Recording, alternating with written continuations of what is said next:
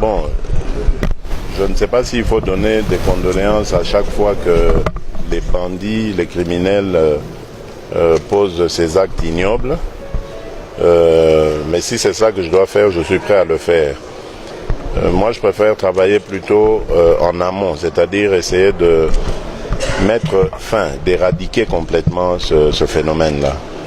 Je suis en train de travailler étroitement avec les services de sécurité pour essayer de comprendre le phénomène qu'il y a.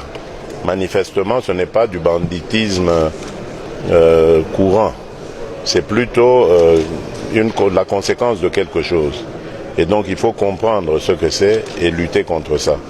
J'avais promis à nos compatriotes de l'Est que je vais leur donner la paix et je n'ai jamais abandonné cette promesse. Simplement, je suis loin de vous, à Kinshasa. Vous ne savez pas ce que je fais et donc c'est normal que vous vous posiez des questions. Mais j'ai tenu cette promesse, j'ai fait cette promesse, je la tiendrai. Il y aura la paix dans tout le pays, à commencer par l'Est de la République. Donc faites-moi confiance, je suis en train d'y travailler, en interne comme en international. Partout où je suis passé, ici aussi, j'ai rencontré des chefs d'État des pays voisins et nous avons toujours évoqué cette question. Je ne me lasserai jamais de lutter contre ce phénomène d'insécurité qui mine notre pays et qui fait énormément de tort à notre population. Donc faites-moi confiance, je vais réaliser la promesse que j'ai faite à notre peuple.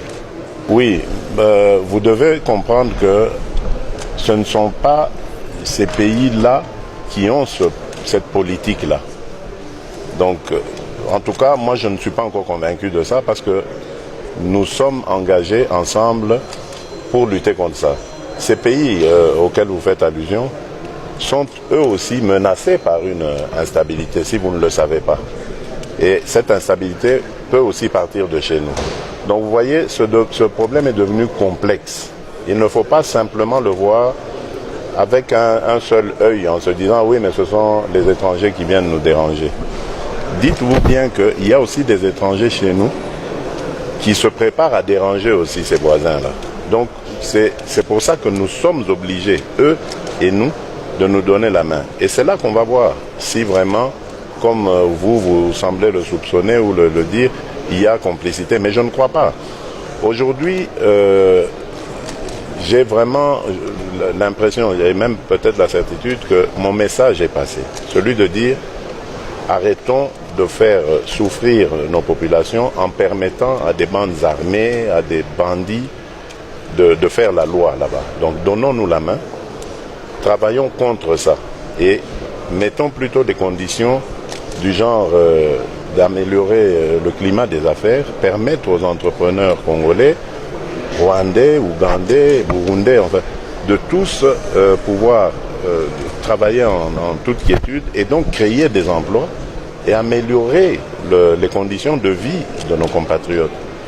C'est un message qui passe, tout le monde le comprend. Je ne vois pas comment un dirigeant sensé peut dire non, non, je refuse ça, moi je préfère faire la guerre. Elle ne profite à personne. Et surtout qu'elle met en danger des vies humaines. Donc je pense, moi je suis convaincu que c'est simplement un problème de volonté, un problème d'action et nous allons maintenant faire ces actions pour éradiquer ça. Faites-moi confiance, je l'ai dit, je n'irai jamais dans le sens de trahir mon peuple, de trahir mes compatriotes. Jamais. À l'Est, je viendrai, vous avez parlé de ça justement. Vous savez, je ne suis pas un spécialiste de la sécurité.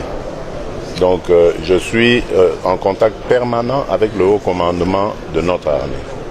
Il y a effectivement des problèmes dont je ne peux pas parler ici, qui font que pour le moment, ils me déconseillent d'aller là-bas. Parce qu'il faut venir là-bas quand on est sûr qu'on va avoir des résultats.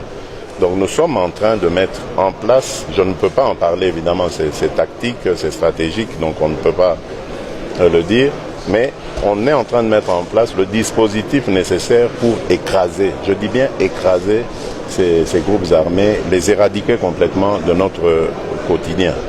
Et à ce moment, nous viendrons montrer à nos compatriotes vraiment ce que nous allons faire maintenant de cette partie de la République qui a trop souffert et qui mérite vraiment beaucoup mieux que ce qu'elle vit aujourd'hui. Donc, soyez patients, je ne vous abandonne pas, je connais vos douleurs, vos peines, et je vais être là à vos côtés pour qu'on lutte ensemble. Faites-moi confiance. Nous vous remercions, Excellence.